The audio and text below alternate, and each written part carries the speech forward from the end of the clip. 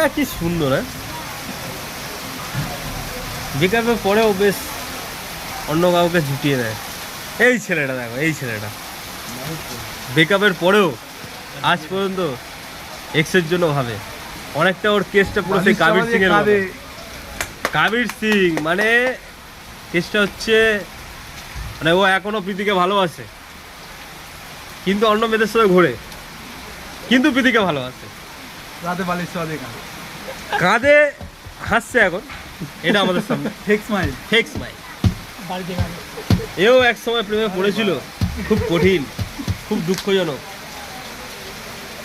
কি করেছে কতদূর বাবা, আজও পর্যন্ত এক্সের জন্য প্রেম করতে পারলো না, এক্সের কথা ভেবে। কিন্তু এক্স দেখো অন্য ছেলের সাথে ঘুরছে, দেখলেও খারাপ লাগে, কিন্তু কি হবে, চলতে তো হবে। অন্য মেয়েদের সাথে ফ্লার্ট করছে ঠিকই, কিন্তু এখনো তার এক্সকেই ভালোবাসে।